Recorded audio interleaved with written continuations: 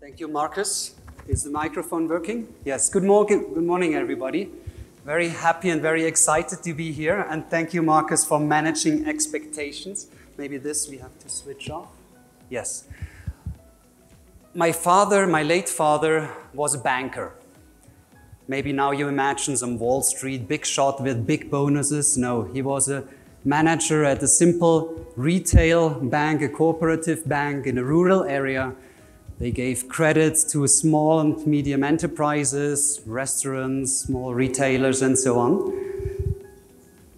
I think my father would be super surprised to see me here now speaking on financing, because my interest always was on agriculture, research, farmers, sustainability. And when I was about 16, he asked me, hey, don't you become also a banker like me? And I thought, no, never, ever. So why am I here? Working in this sector for the last 25 odd years, sustainable agriculture, agroecology in various places, I came to this simple realization that whether we like it or not, money matters. So let's talk about money. And I'm definitely not the expert on finance. There are many people here in the room who know much more about this topic. But maybe this is my advantage also, that I can build a bridge and prepare the floor and the ground for the more experienced persons who are coming later. Now let's see if these slides are moving. So talking about money, money what for? And where do I have to point? Can you help me to move the next slide? I don't know, this is not working. Here I have to switch it on, of course. Thank you. Hans has showed this figure on his opening keynote speech 2 days ago. Money to move the curves. The curve of global agriculture and food systems, which in the coming years have to go more towards sustainability. Of course, eventually we all want that it's completely replaced by agroecological systems, 100%, yes. But we need to do it step by step. So let's take a time frame of 7, 8 years, 2030, the SDG goal. How can we move these curves there? How can we use money to do that? And in the moment, if you simplify that, there are 3 major propositions to do that. And the first one is, now I need the next click. This is still not working. Help me please with the, yes, thank you. The first one is making sure that not too much money is going into the wrong type of agriculture, the very unsustainable one. And, oh, thank you. For this, people came up with these abbreviations, ESG, who knows what that stands for? It's environment, social, and governance criteria. Make sure that investments are not going where rainforests are chopped down, where child labor is used, where people are thrown out of their land and land grabbing is happening. Now, a lot of the impact funds, a lot of the so-called green funds, they are working with these ESG criteria. Last year I was impressed by The Economist, more, say, liberal newspaper titling, ESG won't save the planet. So there's a certain realization that this is not enough, this won't do the job. So there is a second proposition. Now I have not this device, maybe you can move the slide again, thank you. Investing in incremental improvements. And I think this is where currently a lot of money is going. Incremental improvements to improve efficiency of input use, to work on biotechnology, better breeds, on modern technologies, robots to spray more efficiently, all these things. This is where a lot of private sector money is currently going. And what we think about that is another question, but this is where a lot of money is going. A third option is, and yeah, oops, sorry, now here, it's jumping. Here we go.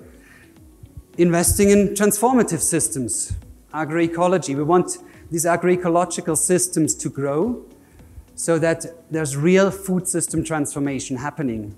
And this is what I want to focus on now in this presentation, because I think we all agree that more money needs to go into this direction.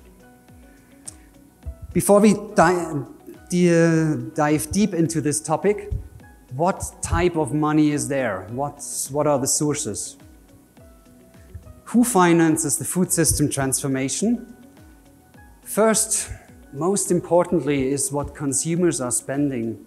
Hans has mentioned that. If the market, if the consumption is not changing, it will not change. If it is changing, then producers and processors and markets will follow suit.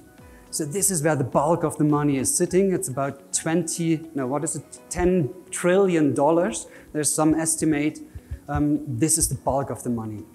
Second, what food system enterprises are investing themselves. Food system enterprises, farmers. Farmers take decisions to invest in cowsheds, in certain equipments.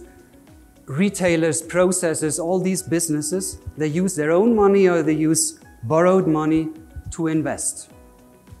Sometimes they have to borrow it from banks or get investors on board if it's more substantial amounts of money.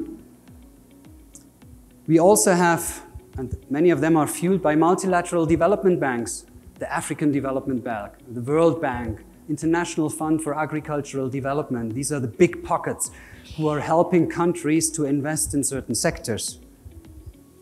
We also have, of course, the national governments with their budget allocation investing in this type or another type of agriculture. So these are really big budgets. And last, but also important, philanthropic organizations and NGOs like Biovision Foundation, like others. Many of you are also here, donors, national donors. You're investing by giving grants or by giving loans to specific facilities from where money is used. So investments happen through own funds, through equity shares, through loans, or through grants. Now look for a moment at the grant part, at the donor side. Shifting donor funding to agroecology, there is a good news and the bad news. The bad news first. Most of the funding still goes to non-agroecological initiatives, to this type of agriculture which is more in the center or to the left of the curves we just saw. The good news is that this starts to change. And very interestingly, more and more donors are looking at their portfolios, at their investments, and they're analyzing that. And there are many tools to do that. And I just picked one of these tools from the University of Vermont, showing that different portfolios of different donors or initiatives, they are aligned with agroecology or are not aligned. If we take a bit deeper look at that, distinguishing between no support for agroecology, that's the red color, partial support for agroecology in blue, or really supporting transformative agroecology with radical system redesign in green, then we get a bit more differentiated picture. And we saw that, well, some of the investments are aligned, at least contributing to agroecology, but there's still very little in the green area. So how to grow that? And if you take an even deeper look at that, looking at the different levels of agroecology, and I think that's the beauty of agroecology, that you can step into it. You can make first steps by increasing the efficiency of industrial inputs, by substituting practices or inputs, going to system redesign, that's a level 3, and then up to the levels where you're also engaging with the consumers, where you're re-establishing connections between growers and eaters, and up to the really food system design. So if you take this lens and analyze a portfolio, our Biovision team has done that 2 years ago. And here's one case study from Kenya, specifically on agricultural research and development. And there you see then this more differentiated picture, where we can see in this case, maybe it has changed in the meantime, about 3/4 of the spending is going to not agroecological levels or the first level, and only about 13–14% are going to the higher level. There are now more donors who are looking at their portfolios. They are using various tools, and here is another one from PSA, the financing analysis tool, where they have depicted the 13 principles of agroecology and then rate the overall portfolio as per these different principles. I think that's a very interesting way to look at how donors, how governments are spending the money in agriculture or in food systems. And I think here is one first call to action. When you go home, look at your organization's portfolio, look at your government's portfolio to see where is the money now going, and is there a way to shift that? Because if we can shift the flow of the money, we can also shift where the whole system is developing to. So much on the donor side, but there is also the business side. Investing in the agroecological business case. Many will now frown and say, ooh, business case, that's evil, we don't want that. It's for people, it's for planet, it's for the subsistence. If we take a farmer's perspective, yes, many farmers produce for their own subsistence, but they also have to earn an income, isn't it? They have to make a living. It needs to be economically viable for them.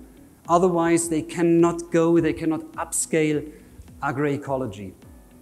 Is there a business case? I'm personally super convinced that there is, at the farm level, that it can pay off to have a diversified, well-managed agroecological system, that you can earn a better income than with a monoculture, that it's more resilient.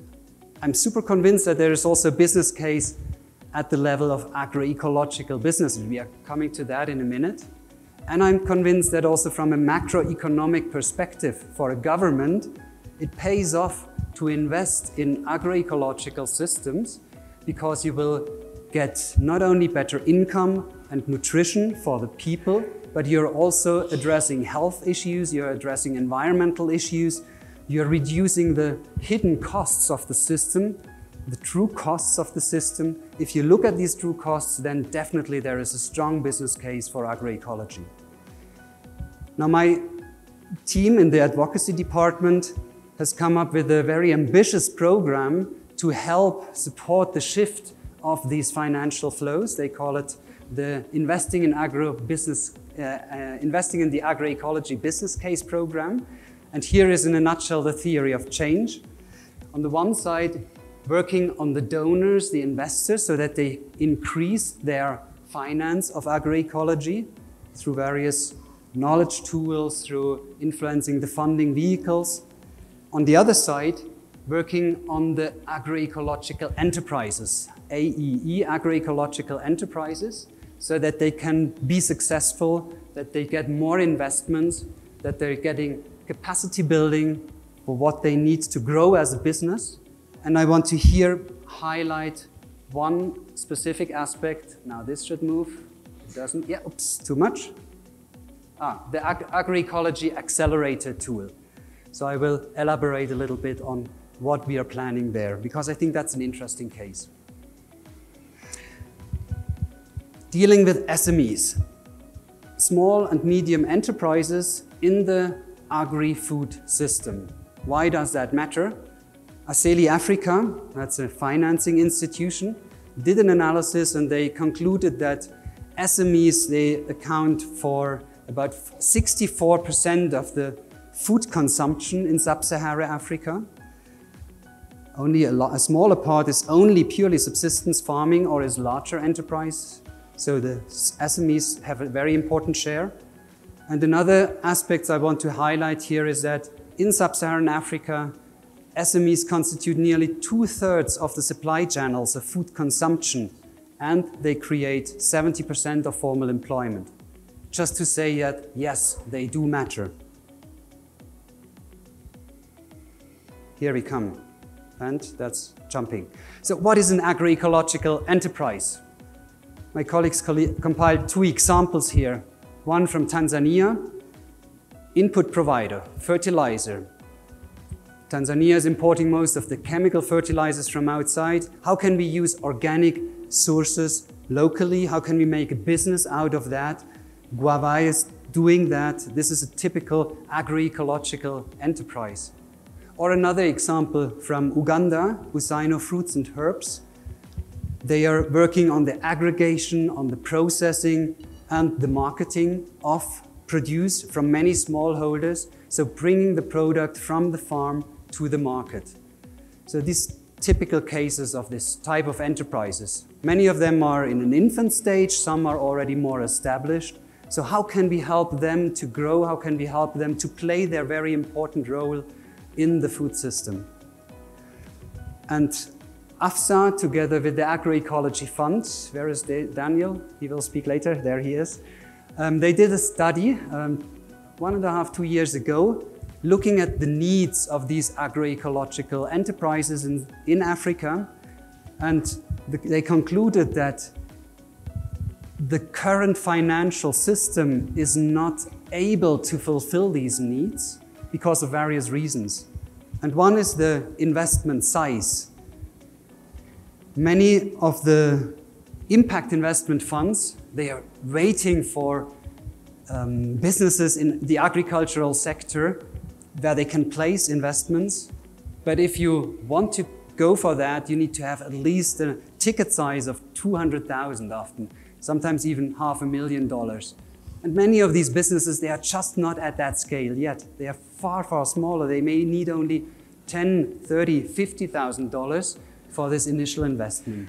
So there they are failing. The second one is that if an investor, if a bank gives a loan, they usually expect a collateral, a security that they can do that. Many of the businesses don't have that. They don't have land which they can pledge to it.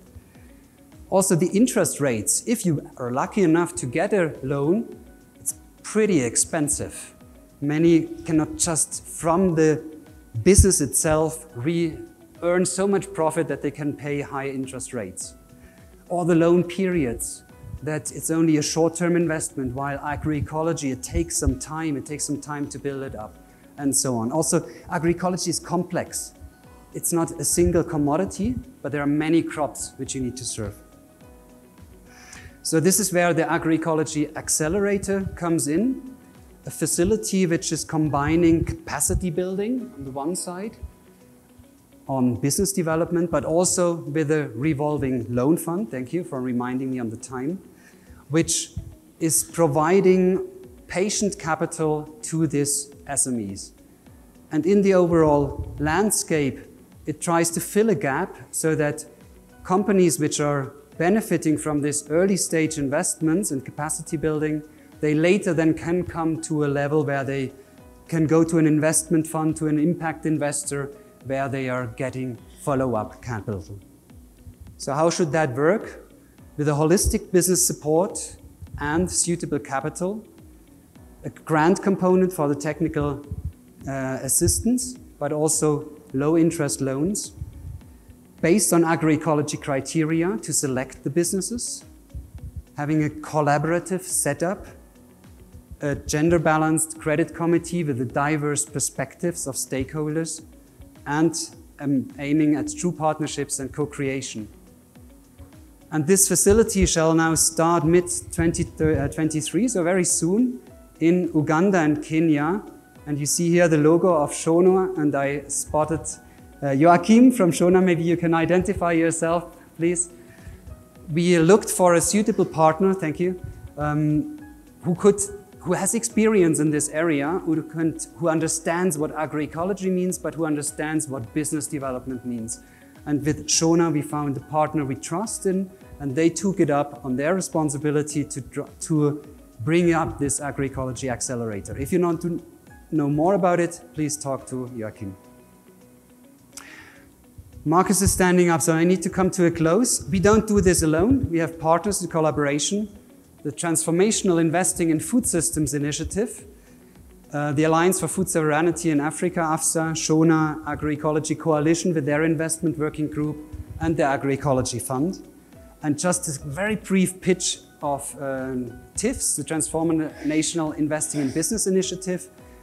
these philanthropic organizations who came together. We are also one of the co-founders to link these investors, philanthropic organizations with SMEs, agroecological SMEs, to flourish and to come up, to find new ways to do that. So here are my conclusions in a nutshell. I think an agroecological food system transformation, it needs investments, both from the public but also the private sources. Investments need to be shifted from unsustainable to agroecological systems at a large scale. We need to have available finance and initiatives and tools that can complement each other, and we need to really work together. There's a lot of replication now, which I think is not harmful, but we need to work together and integrate. And last but not least, I think investing in agroecology pays off for farmers, businesses, investors, and overall society. Thank you very much for your patience, and have a good day.